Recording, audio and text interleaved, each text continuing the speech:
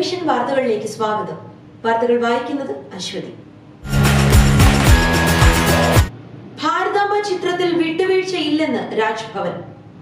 രാജ്ഭവനിൽ നടന്ന പരിപാടി മന്ത്രി വി ശിവൻകുട്ടി ബഹിഷ്കരിച്ച സംഭവത്തിൽ മുഖ്യമന്ത്രിയെ നേരിട്ട് അതൃപ്തി അറിയിക്കാൻ ഒരുങ്ങുകയാണ് ഗവർണർ രാജേന്ദ്ര വിശ്വനാഥ് ആർലേക്കർ. അടുത്ത തവണ ഗവർണറും മുഖ്യമന്ത്രിയും നേരിട്ട് കാണുമ്പോൾ അതൃപ്തി അറിയിക്കും. ഭാരതാംബ ചിത്ര വിവാദത്തിൽ ഇരുകൂട്ടരും രണ്ട് ധ്രുവങ്ങളിൽ തന്നെയാണ് ഇപ്പോഴും തുടരുന്നത്. രാജ്ഭവനിൽ ഉദ്ഘാടന ചടങ്ങ് നടത്തിയാൽ ഭാരതാംബ ചിത്രം ഉണ്ടാകുമെന്നും സംസ്ഥാന സർക്കാർ പരിപാടി ആയാലും അതിൽ മാറ്റം ഉണ്ടാകില്ലെന്നും രാജ്ഭവൻ വൃത്തങ്ങൾ വ്യക്തമാക്കി. ഓൺലൈൻ തട്ടിപ്പിനിരയായി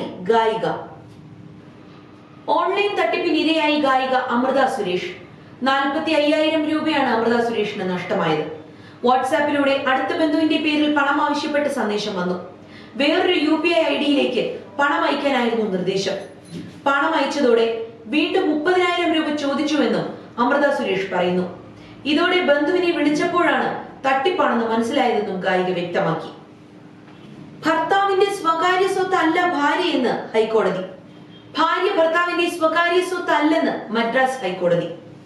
ഭർത്താവിന്റെ ഒപ്പില്ലാത്തതിനാൽ പാസ്പോർട്ടിനുള്ള അപേക്ഷ നിഷേധിച്ച സംഭവത്തിൽ യുവതി നൽകിയ പരാതിയിലാണ് ഹൈക്കോടതിയുടെ നിരീക്ഷണം. പാസ്പോർട്ട് അപേക്ഷയിൽ ഭർത്താവിന്റെ ഒപ്പ് നിർബന്ധമല്ലെന്ന് കോടതി വ്യക്തമാക്കി.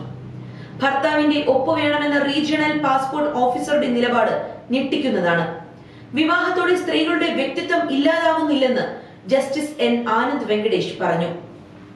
മണ്ണെണ്ണയ്ക്ക് വീണ്ടും പ്രതിസന്ധി. റേഷൻ കടകളിലെ മണ്ണെണ്ണ വിതരണം ഇന്നു മുതൽ പുനരാരംഭിക്കുമെന്ന മന്ത്രിയുടെ വാക്ക് നടപ്പായില്ല. മൊത്ത വ്യാപാരികൾ മണ്ണെണ്ണ എടുക്കാത്തത് പ്രതിസന്ധിയായി. വാതിൽപ്പടി സേവനം ലഭിക്കാതെ മണ്ണെണ്ണ വിതരണം ചെയ്യാൻ കഴിയില്ലെന്ന് റേഷൻ വ്യാപാരികൾ വ്യക്തമാക്കി. കമ്മീഷൻ, ലീക്കേജ് തുടങ്ങിയ വിഷയങ്ങളിൽ അന്തിമ തീരുമാനമെടുക്കാതെ വിതരണം ആരംഭിക്കാൻ കഴിയില്ലെന്നാണ് വ്യാപാരികളുടെ തീരുമാനം. ശമ്പള സർട്ടിഫിക്കറ്റിൽ ഇനി വായ്പ ലഭിക്കില്ല. ശമ്പള സർട്ടിഫിക്കറ്റിന്റെ അടിസ്ഥാനത്തിൽ KSRTC ജീവനക്കാർക്ക് ഇനി വായ്പ ലഭിക്കില്ല.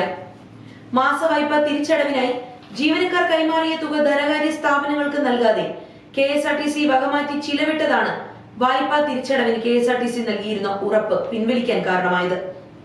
തിരിച്ചടവ് മുടങ്ങിയതോടെ ജീവനക്കാർക്കെതിരെ ധനകാര്യ സ്ഥാപനങ്ങൾ നിയമ നടപടികൾ ആരംഭിച്ചു. KSRTCയാണ് തുക കൈമാറാത്തതെന്ന് വ്യക്തമായതോടെ സഹകരണ ബാങ്കുകളും ധനകാര്യ സ്ഥാപനങ്ങളും ഹൈക്കോടതിയെ സമീപിച്ചു. തുടർന്ന് റിക്കവറി ചുമതലയിൽ നിന്ന് കോടതി KSRTCയെ വിലക്കി. ഇതേ തുടർന്നാണ് ശമ്പള സർട്ടിഫിക്കറ്റിൽ മാറ്റം വരുത്തിയത്. നമ്മുടെ ആരോഗ്യം നമ്മളിലൂടെ.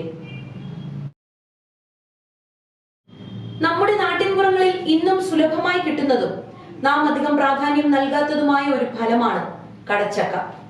തെക്കൻ കേരളത്തിൽ ഇതിന് ശീമച്ചക്ക എന്നാണ് പറയുന്നത്.